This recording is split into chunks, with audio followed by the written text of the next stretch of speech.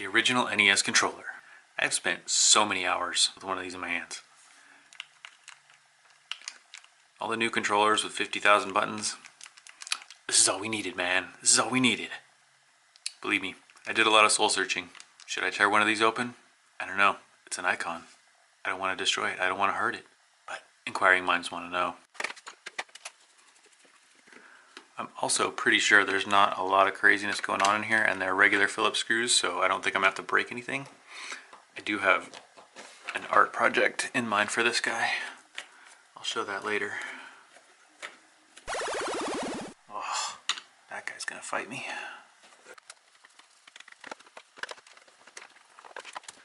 It's hard to believe this thing came out in, what, 1984? Doesn't seem like that long ago to me.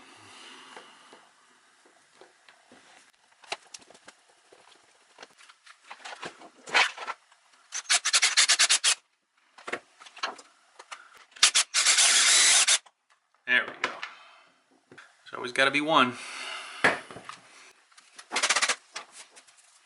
Alright.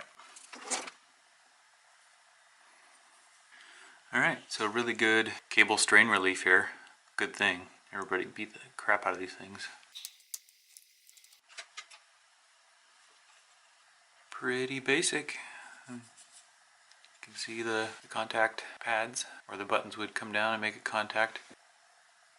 Interesting that the A and B buttons have kind of a more intricate pattern than the select and start, and also the D-pad.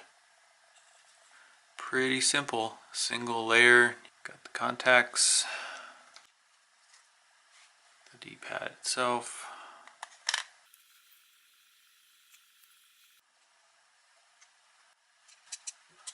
The buttons just drop in. They're held from rotating because these little tabs fit in the slots. Nice and simple. Oh, the 80s. So straightforward. Yeah, doesn't get any more basic than that. A little bit of a contrast. NES versus Xbox One. This is only one of the boards that was in that controller. All variable control. This is just on off, on off. Crazy. They even printed on a little guide there for where the cable should go. That's pretty good. Color coding where each wire should go. Brown, red, orange, white.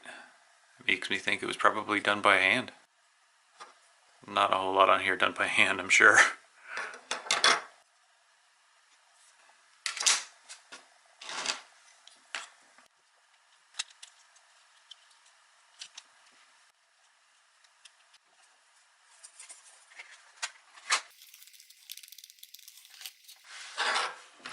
There you go. Pretty much what you'd expect. Just a couple little contact buttons. About as simple as it gets. Still a classic.